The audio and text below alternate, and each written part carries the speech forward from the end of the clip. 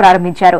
రాష్ట్ర table tennis association organising chairman Bhaskar రామ్తో కలిసి బట్టి విక్రమార్క, బాబు మోహన్ టేబుల్ టెన్నిస్ ఆడి అందరినీ ఆశ్చర్యపరిచారు. ఈ సందర్భంగా యువ ప్లేయర్లంతా విజయం కోసం అహర్నిశలు శ్రమించాలని భట్టి విక్రమార్క కోరారు. తరువాత నిర్వహించిన సాంస్కృతిక కార్యక్రమాలు ప్రత్యేక ఆకర్షణగా నిలిచాయి.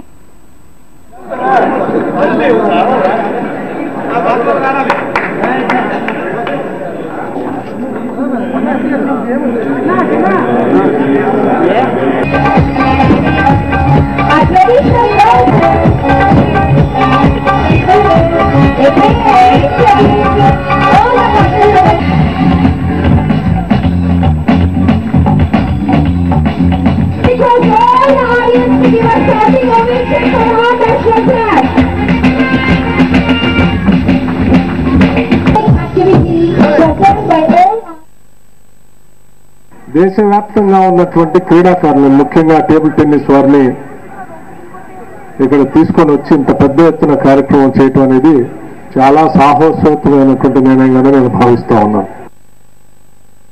That unless and otherwise we take this game to the schools from where these young students can be inculcated the habit of playing table tennis, this game of table tennis will not see the light of the day. 59వ senior south zone kabaddi పోటీలకు హైదరాబాద్ ఆతిథ్యం ఇవ్వనుంది. LB stadium